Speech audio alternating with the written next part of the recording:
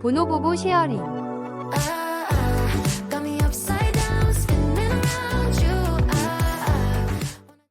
Hello， 大家好，我係 Bonobobo。咁今日咧會嚟做一啲嘅開箱啦，主要都係彩妝為主嘅產品啦，都有一啲嘅周邊啊，都會同大家做分享嘅。咁首先咧嚟睇一啲嘅比較雜不甩啲嘅嘢啦。咁呢度有一支係舒震啦。咁佢呢個咧就啱啱好係可以卡喺一啲比較厚身啲嘅書嘅。咁當然我見過包括好味小姐嗰啲咧，佢哋做開箱就覺得呢個好廢啊！你睇書嗰陣時咪係攞手鉛啊咁樣樣。但係咧，我覺得譬如一啲比較有強迫症嗰啲，譬如你唔中意將本書摺埋咗嘅，即係有時啲書好厚咧，你可能壓佢先平啦，咁你先可以方便去睇嘅。咁佢呢一種咧，sorry啊，咁佢呢一種咧，你聽到佢都好厚啦，咁佢係有一定嘅重量嘅。咁然後佢就可以壓住嗰本書啦，咁就唔會俾風吹走啦。咁都唔會俾啲風吹走嗰啲嘅書頁啦。咁同埋咧，有時咧你做筆記啦，你本身兩隻手可能一個手已經壓住嗰張紙，一隻手咧係壓住張紙，跟住係寫嘢啦。咁所以你唔會有第三隻手咧可以即係保留翻愛嚟撳住本書啊。咁呢個時候咧就呢嚿嘢就好好用啦。同埋咧你睇一啲好厚嘅書啦，譬如買一啲嘅經典巨著啊，或者係呢一個字典嗰陣時啦，咁你可以壓住佢啦。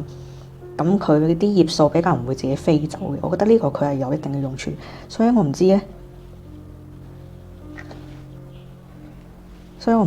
佢點解會覺得係完全毫無用處啦？同埋咧，就算你唔攞嚟壓書咧，你攞嚟壓住啲嘢或者壓住啲紙啊，我嚟當紙陣都幾好用嘅。咁所以我自己就買咗一副啦。咁佢呢一個咧就會有埋一個保護套喺度。咁你見佢上面嘅 design 啦，佢都唔會有一啲溶爛嘅位喺度嘅。呢一個品質係幾好。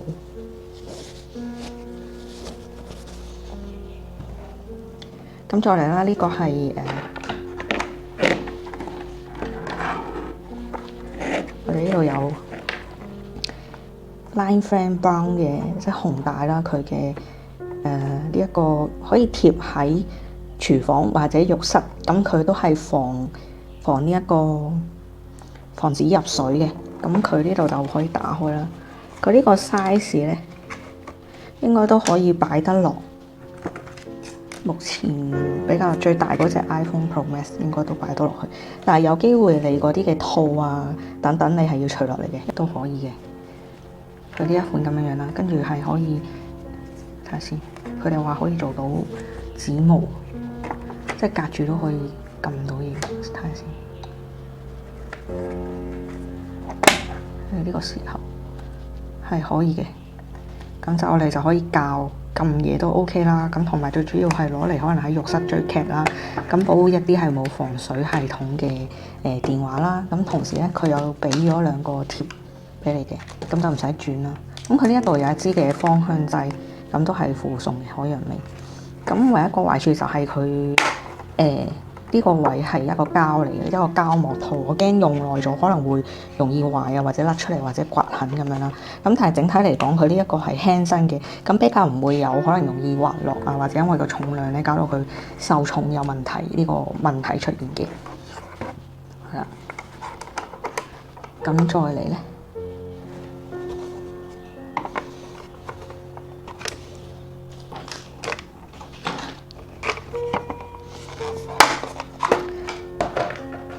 咁佢有贈送呢一個係電話座啦。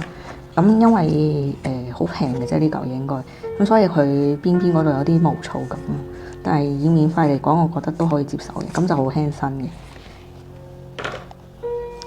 咁再嚟，我哋睇下呢一個係美甲嘅用品啦。咁佢係呢一邊咧係一個筆嚟嘅，咁另外一邊咧係一個筆掃。咁我呢個冇乜太大問題，只不過係輕身咗啲，都可能有機會容易損壞嘅。咁再嚟，我哋有64卦嘅牌啦。咁佢有贈送呢一個座，但其實我覺得呢個座冇乜太大作用。我以為佢係已經一體化係整好咗，咁只要攝張卡落去就得。但係似乎唔係，佢就係要你自己組裝啦，所以咧佢呢度係好輕易會有少少鬆散嘅問題啦。然後呢副牌入面好似比較難鬆近，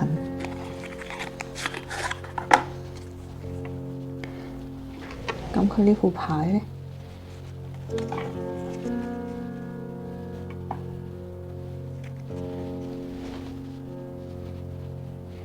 係啦，咁佢都係基本嘅資料，嗰個掛嘅卦象啦。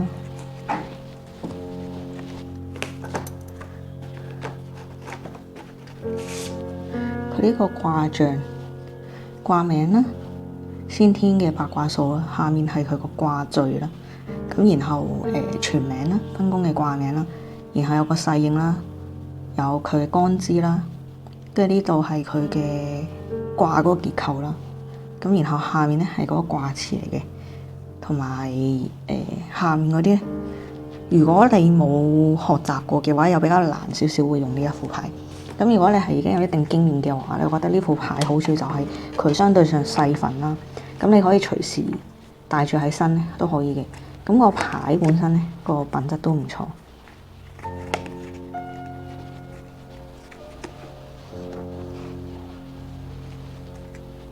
個紙張 OK，冇印到一啲嘅唔同嘅色差啦。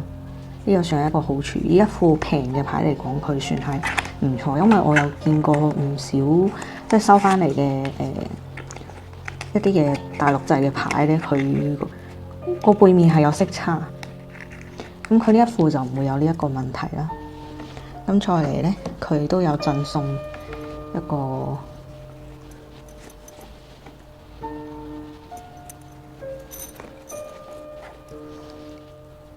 假嘅銅錢3個，不過依家其實都冇真正嘅乾隆嘅銅錢可以再買到。有人二手或者收藏嘅話咧，其實係有可能會有嘅。咁但係你想揾真嘅全新嘅咧，其實已經冇噶啦。不過都算係咁啦，即係最主要係愛嚟用嚟卜卦嘅啫。咁另外佢都有附一份簡單嘅一本64卦嘅解說啦。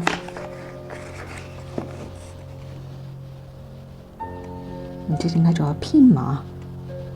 哦，我知啦，有運勢啦，等等嘅數種。呢個算係簡約版啦。咁其實可以再詳解少少嘅，但係大致上你明佢嗰個意思已經 OK 啦。咁呢一份都還可以，佢一個係 set 裝嚟嘅。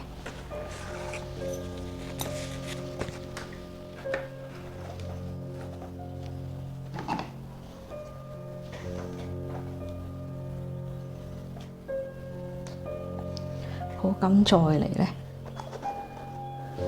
係開咗上呢一個，呢一個係 Lulu G 嘅打印機，因為係由呢個聯名聯成咧，所以佢個價格會比起一般嘅標籤機係貴啲嘅。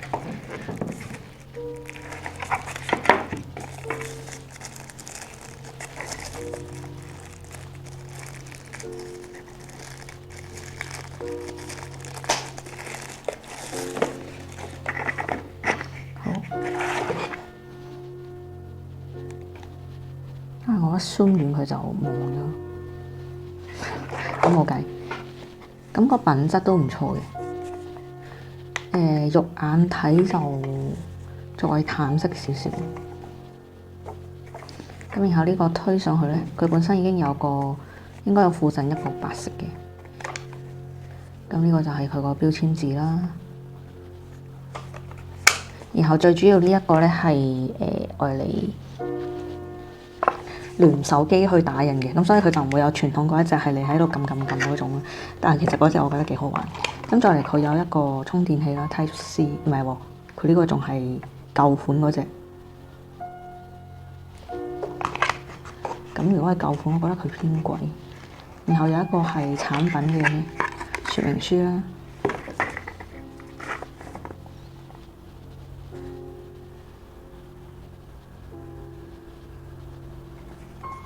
佢呢個可以連 Google。OK。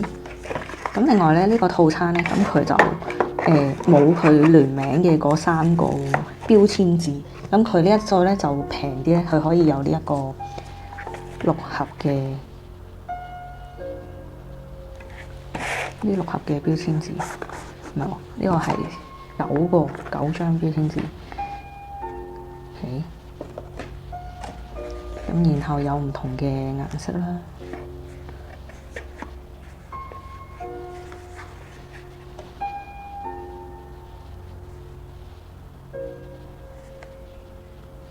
但係我覺得差就差在比起 Epson 嗰隻咧，佢呢個似乎係限制咗個長度嘅，因為佢每一張標籤紙咧，佢就會係自己有一個印喺度，咁所以咧佢個長度比起 Epson 佢係有限制嘅，你冇得打好長串嘅嘢啦。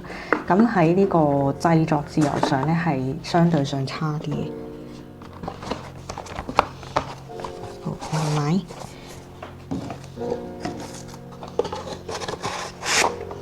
咁佢呢一盒咧，差不多都要如果你買埋佢個聯名嘅標籤紙，但係得3張嘅啫。咁呢度咧，佢呢一個套裝咧，佢包咗9個咧，差不多平幾十蚊。咁所以佢仲有再靚啲嘅一個包裝盒啦。咁睇你係如果送禮嘅話，可能買貴嗰一款會再好一啲。但係如果你唔係送禮，你只不過係自用嘅話咧，我覺得呢一套 set 已經夠用㗎啦。同埋咧，佢送嘅嗰9卷紙就會再多，實際上係再多少少嘢俾你去用啦。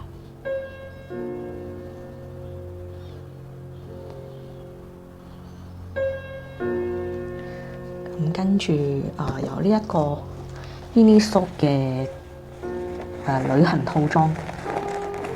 咁但係咧，愛嚟放喺屋企用都 OK，因為佢好大個。咁佢就冇勾啦，佢就有3個嘅袋。稍微大家睇下遠啲，係啦。咁佢就有3個袋喺度啦。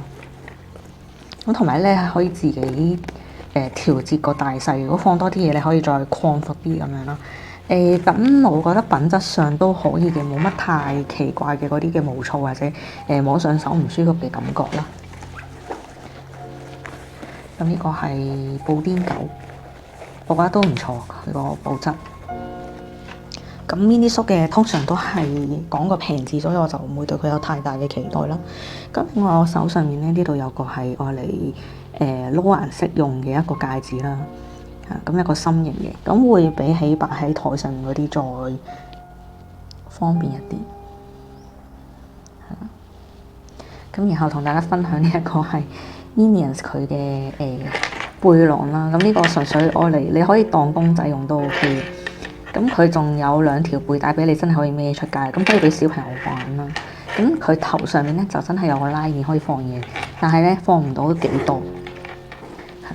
佢呢度差不多去到佢個頸嘅位置，就放唔到啲乜嘢嘢，可以收埋啲如果大人嘅話，收埋啲私家錢啦，可以考慮下。咁所以佢身呢一度咧就冇任何嘅作用，純粹一個公仔啦。咁但係個品質都唔錯，幾舒服下嘅。咁還原翻佢嗰個動畫嘅呢個公仔啦。咁再嚟咧，我哋呢度可以攞走佢，因為仲有其他嘢就介紹咗佢先。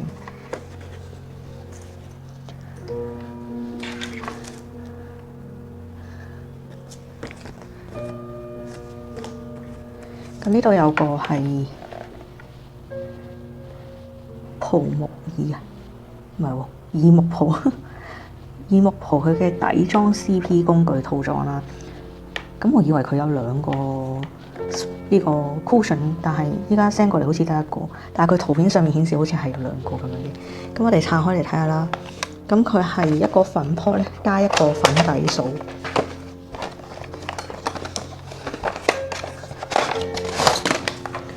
呢度有佢嘅介紹。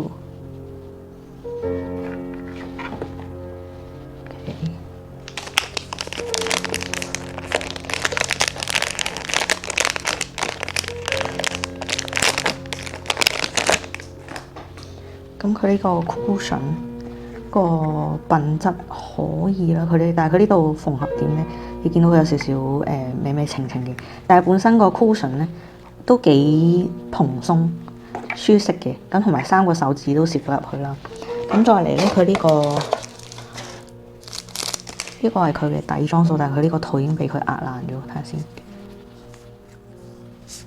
冇爛，都還可以。咁呢個就係佢嘅斜角嘅底妝掃啦。個掃毛都 OK 唔錯嘅。我自己用過以前介紹過一盒天藍色嘅葡木爾嘅化妝掃咧，我覺得都幾好用。即係以呢一個，如果係新手或者預算有限咧，佢嘅產品係幾平幾抵玩嘅。咁另外佢呢度後面有個半透明嘅藍色魚尾掃啦。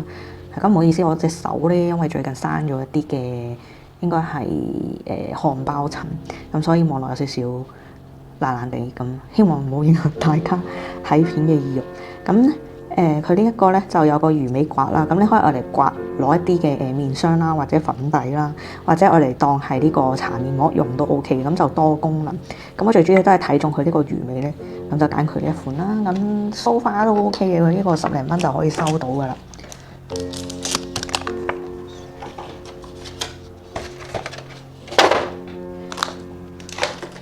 好，咁再嚟有呢個 Dino 嘅聯名套裝啦，咁佢送咗呢個係新春嘅貼紙啦。咁再嚟咧，本體喺呢度，咁我貪佢都有埋呢一個有個小背包，咁你可以單獨攞佢嚟用咧，睇下可唔可以放到手機先。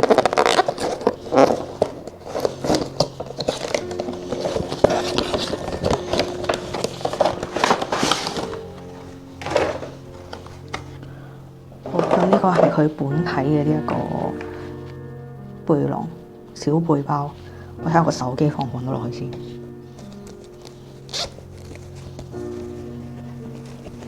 咁佢有埋呢條繩啦，都係毛毛質地嘅。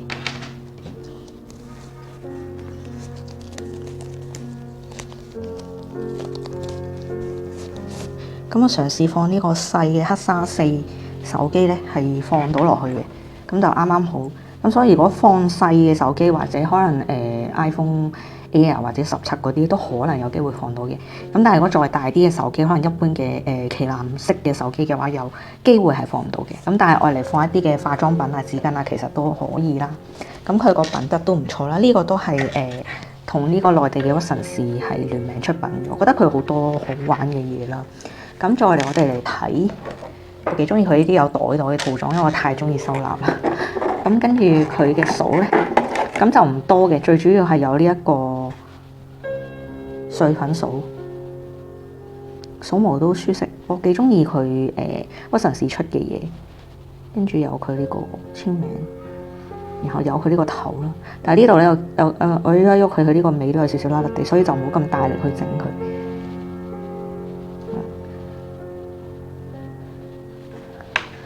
個品質都唔錯，有少少紅金色嘅。咁佢呢個 set 裝咧，應該係聖誕新年嗰期出啦，所以都係紅紅綠綠咁樣嘅。咁剩低呢3個掃咧，佢都係眼影掃。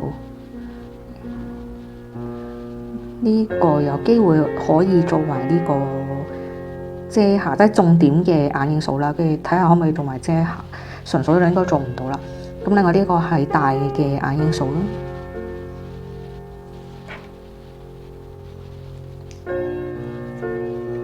咁個尾部呢度就全部一樣，我覺得都唔錯。OK， 咁再嚟啦。我哋睇 Minion，佢呢個就係一個化妝箱嚟嘅。我呢度有個柄啦，個品質嚟講都唔錯。然後呢度拉開，咁又有塊鏡啦。咁有一個係可以攝好多嘅戒指或者耳環，然後呢邊可以放大型嘅裝飾品啊、手鏈或者頸咁樣啦。咁然後呢度下面咧都有個好大嘅空間嘅，咁你可以好似我咁樣放啲化妝品喺度啦，或者我哋放其他嘢都可以嘅。咁個品質都唔錯。咁呢個係Coring Po 嘅韓國嘅一個化妝掃，應該好耐之前我有開箱過佢嘅，咁都一路跟住我去世界各地其他地方啦。咁其實都一路 keep 住幾好用，佢冇壞到，雖然佢好輕身。咁然後呢度可以一推開咧，咁你可以收翻個碎粉掃喺度啦。咁然後呢邊咧屁股呢度咧就有就有3個嘅化妝掃，呢個有時都可以上一啲嘅highlight 啦。咁基本上3支都係眼影掃嚟嘅。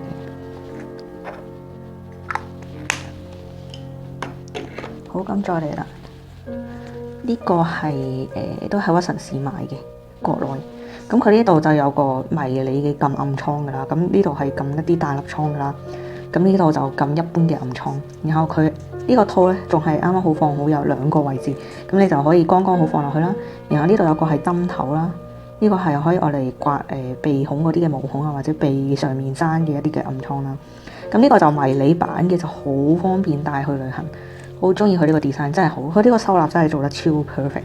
我其實好細個就已經好想擁有類似咁樣嘅一 set，但係一路都冇乜邊間嘅廠係有做呢類型咯。咁依家屈臣氏都有出，超正。但係香港屈臣氏有冇我就唔 sure。咁再嚟咧，有都係 Minions 嘅呢個，佢都係化妝掃，咁都係一個袋嘅套啦。然後佢呢個空間咧就會比起頭先嗰款咧更加大。咁所以我收納咗好多嘢啦，有啲嘅迷你嘅刮毛啦，呢個喺莎莎就有啦。咁然後有呢個係都係上一啲嘅濕粉啦。咁跟住有佢 Minions 嘅一啲嘅面頭啦，呢個係唇膏、搽唇膏嘅唇油啊等等都可以用啦，係即棄嘅。咁然後呢度有個係愛嚟你可以修正你嘅妝容嘅棉花頭啦，咁所以呢個咧都幾好，但係我嫌佢太少。你見佢呢度位置仲有多咗好多出嚟，咁佢塞多幾支俾我未更加好。但係呢度就都唔錯，都係我好有需求嘅一樣嘢啦。咁然後有我記得呢度係5支嘅，睇下先。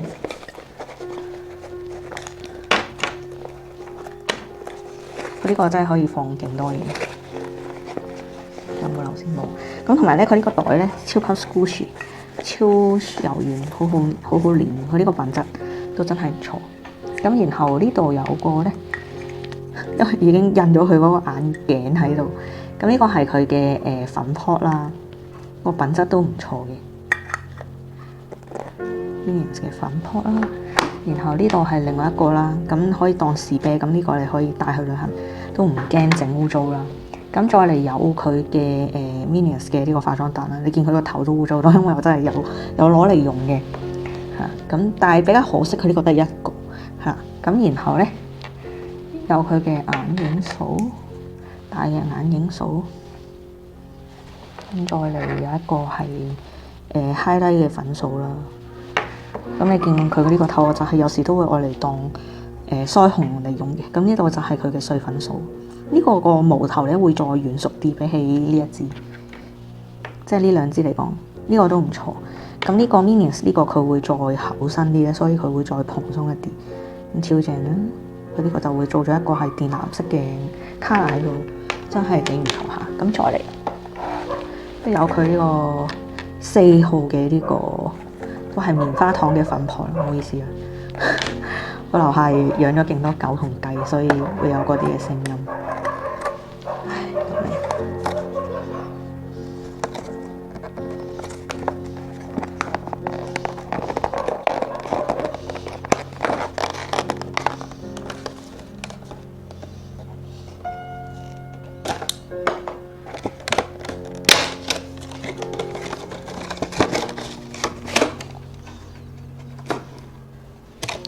好，咁 Minions 嘅呢個棉花糖嘅呢個粉撲咧，我覺得佢呢個就太空心，唔係好實，即係入面好似係得空氣嗰種啦。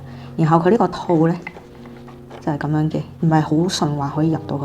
但係我中意佢呢個頭咧，佢係有呢個尖端位啦，都有幾個唔同嘅尖端位，咁會方便啲去使用喺鼻翼嘅地方啦。咁同呢個泡沫耳比起嚟咧，泡沫耳係紮實好多嘅。咁佢呢一個 Minions 呢個咧，佢稍為蓬鬆咗啲。咁呢個稍為差少少啦，咁但係佢好處就係佢有多咗呢個又係盒俾我啦，咁你可以有個安全同埋防塵嘅地方可以收埋佢啦。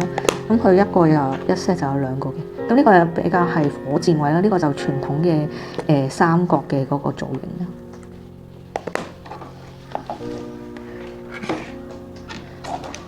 咁再跟住咧，我收埋先。可以全部擺埋喺呢個 mini 箱入面。咁呢個咧，你因為佢係圓形啦，你可以愛嚟當放一啲比較細少少嘅水杯啊，300毫升嗰啲應該都可以放到落去嘅。咁你又可以孭出街用，一物多用。咁跟住就會係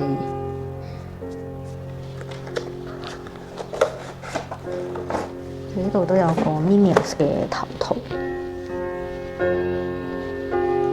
呢個係佢嘅吸乾嘅毛巾啦，都好軟熟啦，好厚身啦，同埋咧個長度都 OK 嘅，同埋佢冇乜異味，洗完之後都唔錯。咁今期因為依家已經係上一期我買落嚟嘅嘢啦，咁今期呢個屈臣氏佢就聯名出冇名嘅。咁冇名嗰個都唔係話好貴，咁一般如果你買一啲冇名嘅周邊咧，佢都係好貴嘅，好難入手嘅。咁所以我覺得如果大家咧中意冇名嘅話，可以嘗試去屈臣氏入手去呢啲嘅周邊啦。咁我覺得都幾抵玩嘅。咁冇名我自己就普普通通都還可以，咁所以我就觀望一下啦。咁再嚟咧，我哋有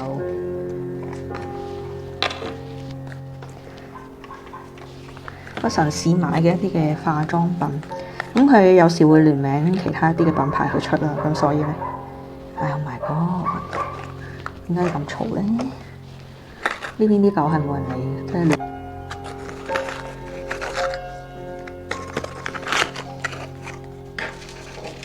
咁佢呢個嘟嘟小冰塊純度，我揀嘅色號係03肉桂色啦。呢件佢係超級迷你嘅，咁然後佢呢個有個掛鈎喺度咧，你可以當飾物咁樣啦。然後佢呢個開咧，睇下先，佢呢個兩邊咧上下咧本身係有個膠貼貼喺度嘅。咁個色號係一樣嘅，但係好似肉眼睇咧，佢好似深色咁樣樣，只不過係角度問題啦。咁有需要嘅時候，你可以撕開一邊用咗先。咁另外佢有附呢一個純數嘅，但係雖然都有個套俾我，係算幾貼心，可以帶出街用。但係變咗咧，我覺得如果帶出街，一般都係會直接用手啦，因為你呢個純數咧，另外插喺度咧，其實要喺一個坐定或者企定一個地方去做咧，先有機會唔易整跌嘢啦，係同埋方便去用嘅。咁我覺得呢個係佢設計上佢可以將呢個純數再擺埋喺佢呢個 design 入面嘅一部分，咁應該會再好啲，係啦。如果唔係變咗佢好似一個額外嘅贈送嘅一個嘢啦。但係佢本身呢個 design 我覺得係好嘅，真係方便，譬如一啲嘅年青嘅少女啦，咁你可以當埋一個飾品啦，有埋一個心形嘅，好似冰塊咁樣嘅，咁帶出街去做一個飾品之餘，又可以愛嚟補妝，我覺得幾好。即係佢呢個品牌出嘅嘢，我覺得佢個 design 係幾特別嘅。同埋咧，佢相對上就平啲啦。咁個品質上，我覺得就還可以。但我覺得佢勝在係佢嗰個設計係偏吸引一啲嘅 young 嘅女性啦。咁樣。咁另外呢度有兩個嘅扭甜甜圈眼影啦。咁一個係草莓櫻花0號色，一個係02號色嘅蜂蜜黃油嘅。咁我哋睇咗呢個先。之前都有分享過佢嗰一個又係拼接嘅好玩嘅一個眼影啦，咁嗰個都 OK 唔錯，好用。咁佢呢一款咧就 design 到有少少似之前歐美一個都係平嘅一個品牌啦。Sephora 好似都有出過類似呢一種嘅 design。咁仲有一間係咪咪個都有出過嘅，係啦。咁佢呢一款咧就再迷你少少啦。咁佢呢個甜甜圈就淨係圖案上面一個 design 啦。咁佢整體都係偏迷你，方便你可以帶出去用嘅。咁佢呢個係膏狀，哎呀，開嚟開去都係同一個。OK，因為3款嘅色號，頭先仲唔記得咗試色添。係啊，佢呢個插座真係太迷你咧，你想開佢有少少難。係咯，幾特別喎！佢呢個好似可以愛嚟做埋，係咪唇彩咧？我試下佢個粉質先。咁呢度第一個係閃粉啦，我見大部分 design 閃粉都係第二格，因為上面如果係鏡咧，咁佢呢個位咧好容易啲閃粉就會飛咗上去啦。大家見到佢呢個都唔錯，呢個閃粉，然後呢個係膏狀嘅眼影，我覺得可以愛嚟做埋腮紅同埋唇彩，佢呢個係色號都唔錯，係自然嘅色啦。咁另外就係顯色度都唔差，算中等，唔錯唔錯，唔會又唔會到好高嗰種。咁我嘗試搽上嘴咧係乾嘅比較。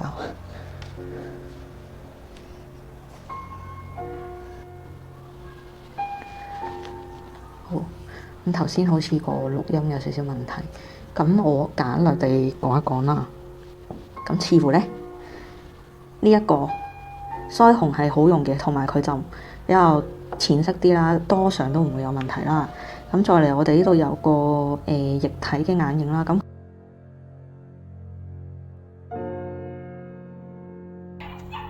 好，咁頭先咧就開到呢一個第四個咧，就係佢呢一個嘟嘟唇嘅呢個色號啦。咁其實佢保濕度唔係好高嘅啫，咁所以建議如果單獨用佢呢個咧，咁建議再上一個係潤唇膏先，再加上去啦。咁另外我哋依家嚟睇第二個呢個眼影色號啦。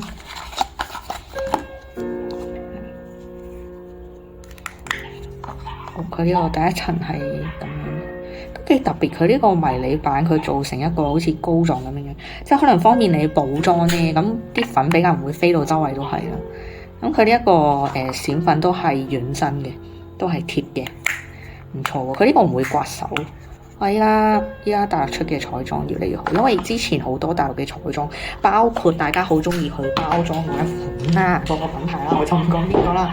咁嗰個嘅佢好多嘅色號其實都我覺得實際搽出嚟係唔好睇，同埋都唔實用啦。咁當然佢依家有慢慢越做越好，但係我覺得佢其他品牌咧個設計都有，同埋做出嚟個品質其實比嗰個花乜乜嗰個係更加好嘅，同埋價錢相對上 CP 值都偏再高啲啦，咁係有好多可以選擇嘅。咁當然佢都有一啲做得好貴嘅品牌，但我就覺得如果偏貴嘅話，好似就冇咗佢呢個競爭性喺度，因為如果偏貴嘅品牌咧，外國實在太多啦，咁品質做得可能更加好。咁大陸呢個問題咧就係佢個品質比較參差啲，咁所以我自己個人咧就會比較中意揀一啲 CP 值比較高啲嘅，就算佢品質真係唔好嘅時候咧，都唔會咁肉痛啦。咁另外呢一兩個咧就係、同一個品牌出嘅初初雪糕腮紅棒。咁你見佢兩個圖咧，其實有少少色差嘅，就因為係唔同嘅色號啦。咁佢都係做到一個分別出嚟嘅，咁係包括01嘅甜櫻粉同埋02嘅奶中杏，係啦。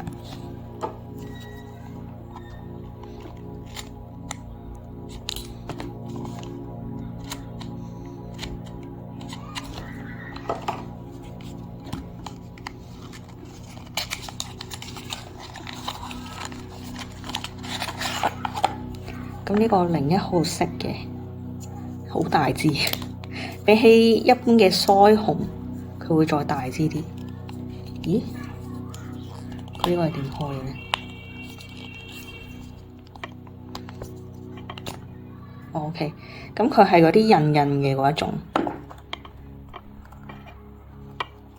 好，咁好彩佢個顏色色號咧，佢校得好淺啦。咁你見我肉眼呢度咧，佢得好淡好淡嘅淺粉紅色。咁，佢跌咗出嚟啊！哦，係嘛？佢成個跌咗出嚟，笑死 ！Oh my god！哎呀，成日搞到我成手都係粉，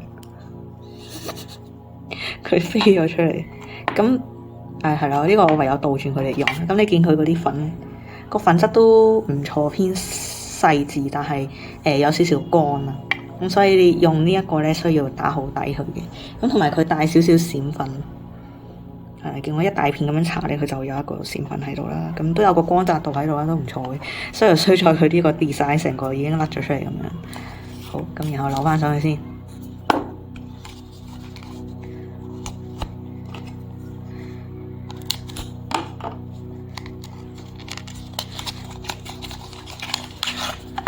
然後咧，呢個我都係倒轉咁樣，咁會好啲。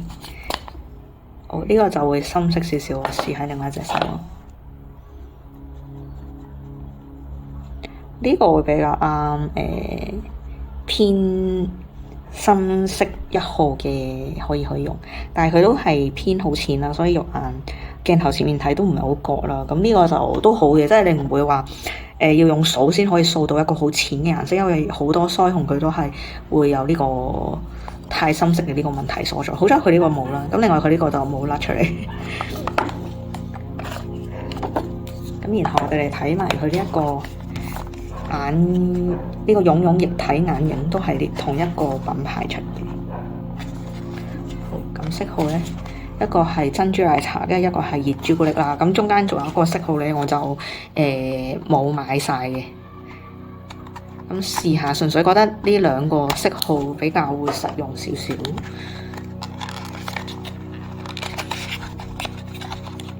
咁佢呢一款你用個掃都得嘅。咁佢呢個 design 明顯係抄埋一個品牌噶啦，咁但係就平好多啦。同埋咧，佢包裝外殼咧有再更加可愛嘅一個 design 啦，都叫做有自己嘅一個設計喺度嘅。咁佢呢一個平放咧，好似有少少唔係好穩陣，見佢即刻冧咗。咁我哋睇呢一個，佢呢個就睇下，哇，太多了！佢呢個掃頭染咗太多。如果你大面積上嘅話，其實都可以嘅。咁呢個可以愛嚟做打底或者眼球前嘅一個底色啦。跟住呢個係咖啡色嘅。哇！呢個都好多下，佢偏水一啲，所以我個人建議染另外攞一個面籤或者一個眼影嘅掃咧，再輕輕去再用。咁如果攞手去推咧，攞手去推個色號會自然啲，係啦，咁會變咗好淺嘅一個啦。但係要另外有個工具去用咯，即係手指或者再攞個掃去染。如果直接搽喺個眼頭嗰度咧，個份量係會偏多嘅。咁呢個算係一個缺點啦，就未到好推薦。如果你真係好中意佢嘅 design，我覺得可以一試嘅。同埋要多一個工具啦，即係複雜少少啦。咁但係你話佢個顏色服唔服或者會唔會乾咧，我就覺得還好嘅，其實冇乜太大問題。咁再嚟啦，呢度有個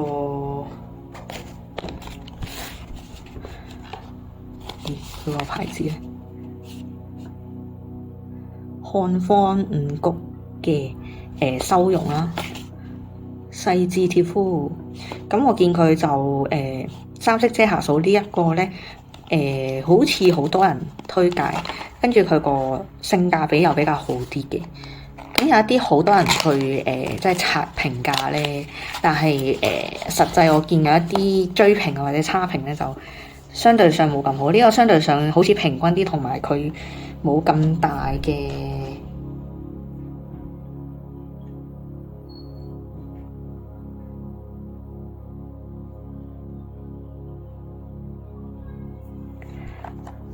好，咁頭先好似個錄音有少少問題，咁我簡略地講一講啦。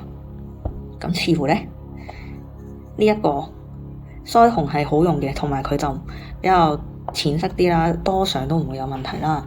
咁再嚟我哋呢度有個液體嘅眼影啦，咁佢係偏膏狀嘅，咁同埋水啦，咁要用手或者用具去煎除，咁會好啲。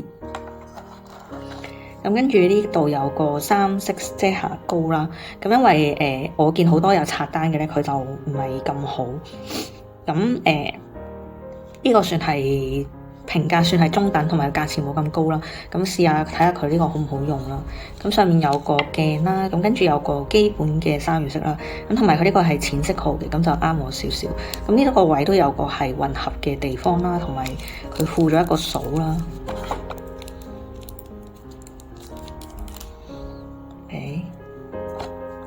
咁跟住我哋呢度3個顏色，我試呢一隻手。咁呢度可以做修容啦，跟住呢個可以遮眼下噶啦，下邊。跟住呢個就一般嘅遮瑕啦，我試下呢度。咁佢又唔會太乾，可以嘅，覺得地都唔錯。咁偏白少少啦。咁如果你係深色系咧，有可能要試佢深色嗰一款啦，或者揀其他嘅品牌啦。咁佢呢個好的色咧，方便同埋輕咧，可以帶出街用嘅。咁再嚟我哋有呢一個嘅佢嘅散粉咯。咁佢係一個 set 裝咧，咁我就一齊買翻嚟試下啦。咁呢個係淺紫色嘅，咁可以遮黃。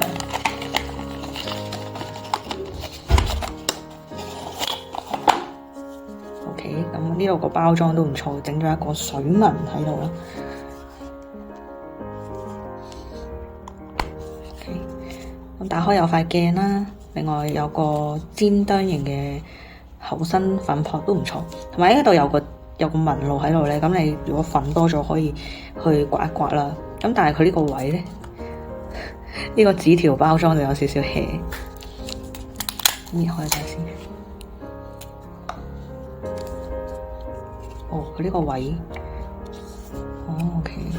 咁然後佢有個面喺度，咁唔用嗰陣時可以冚翻上去啦。咁個粉質咧，試下先。咁個取量都唔少嘅，然後呢個刮一刮就去啦。咁又可以上喺手指嗰度，佢都係偏白少少，個粉質可以都唔錯，比我想象中好。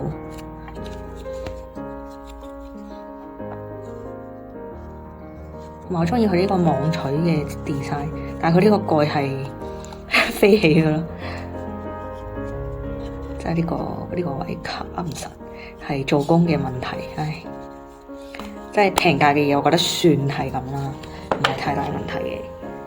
咁再嚟有個 AKF 嘅眼影，呢個色號係琥珀奶茄。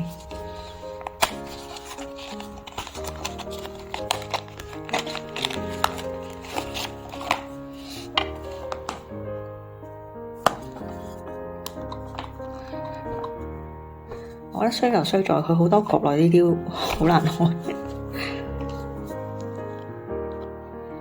如果你有整指甲嘅人係麻煩嘅。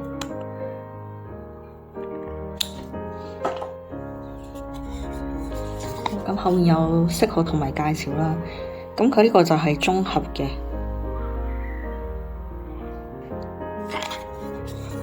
咁有個話係 highlight 啦，但係我覺得佢完全唔似 highlight，就係一個白色啦，跟住有個腮紅啦，有個重點嘅眼影色啦，跟住呢個就算係正正常常秋冬系嘅一個色號嚟嘅。咁我哋試下啦，都幾好笑，試下呢隻手。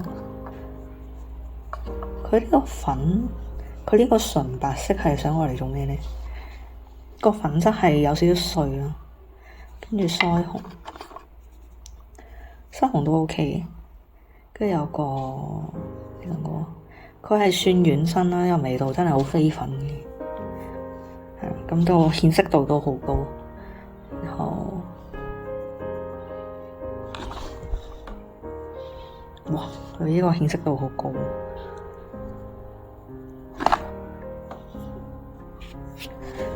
咁呢個係佢嘅色號啦，我覺得都唔錯喎。佢延伸度好高啦，同埋佢顯色度好高啦。單純我係唔知佢呢個 highlight 可以愛嚟做咩嘅啫，愛嚟做眼影打底係可以嘅。OK，佢話高光但係完全唔似。除咗呢部分之外，我覺得佢整體個質素都好高下，係同埋佢呢個盤就個價錢都可以接受。咁我覺得都幾推薦大家可以睇埋佢其他顏色咯。因為如果呢個佢 highlight 係一個問題，咁整體嚟講其實都唔錯嘅。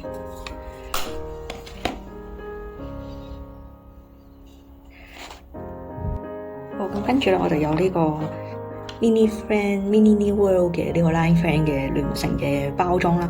咁之前我都有開箱過佢綠色嘅一啲嘅青蛙嗰隻套啦，咁其實都唔錯。跟住我就將剩低嗰啲我都收一齊都收埋啦。咁呢個咧，佢就係一個好大嘅化妝袋啦，同埋整體上咧佢分咗兩層，再加一個係拉鏈嘅。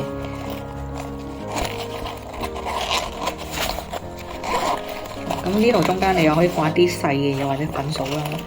咁個隔層咧基本上係都幾大下，好夠用，同埋咧個手感都好好啦。咁跟住就係佢嘅呢一款化妝掃啦，你要未啦？望下先。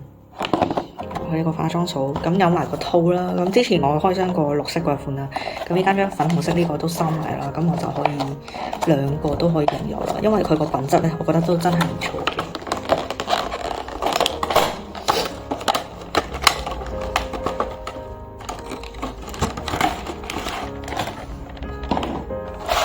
OK，咁呢個咧佢就薄啲比起青蛙嗰款，咁就正正方方咁樣，個收納上面咧會再方便啲啦。咁然後我哋佢有掃咧，就係一個啡色嘅一個掃頭。咁呢樣咧，嗰個係碎粉掃啦，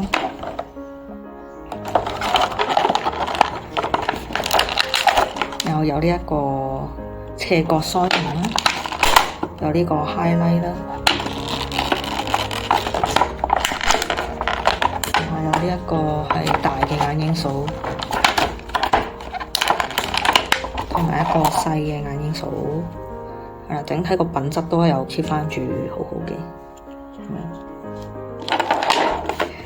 咁再嚟啦，有埋佢呢個綠色青蛙嗰款，因為之前咧我就收咗佢粉紅色嗰款咧，咁大呢一個咧佢係粉紅色嘅，咁然後依家迷你呢一款咧。綠色呢一款咧，佢就倒過嚟啦。咁大嘅呢個 cushion 咧，佢都有個盒套喺度嘅。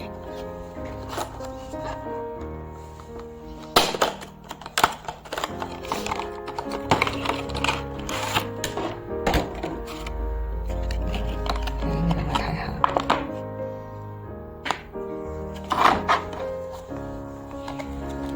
咁佢粉紅色嗰個咧，我用落都十分之好。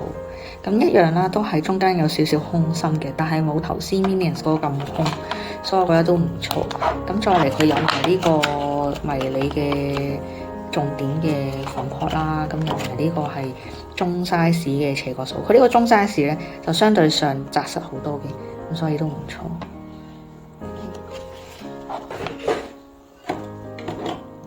咁再嚟有埋佢嘅呢個。剃毛嘅工具啦，剃眉毛都得啦。咁之前開箱過咧係粉紅色嘅，所以我將佢綠色呢款都收埋啦。咁另外有兩個，一個圓形一個尖端形嘅粉撲啦。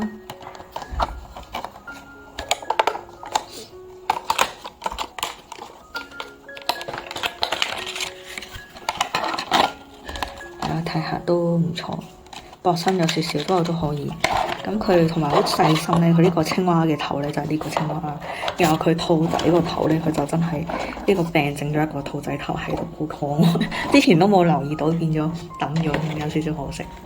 咁另外有 Lightband 嘅舒緩走珠冰露，咁呢個佢就係蚊叮蟲咬應該都得嘅，同埋咧佢就話小朋友都可以用啦。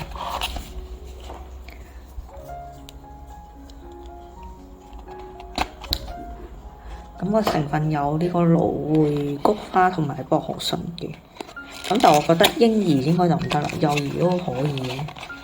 睇下先，係啦，咁佢就係一個咁大支都幾紮實下。好，呢個係扭嘅，咁個頭都好大，試下先。都幾舒服。佢碌出嚟咧係冰冰涼涼嘅，都唔錯，同埋佢個份量可以。控制到啦，都可以。咁然後呢度有個冬日暖心包，咁佢呢個入面咧就會有齊好幾款嘢嘅。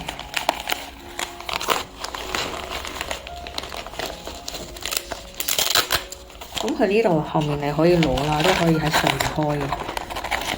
咁同埋咧用完之後咧，你可以當係一個紙巾套去用都得，就一物多用啦。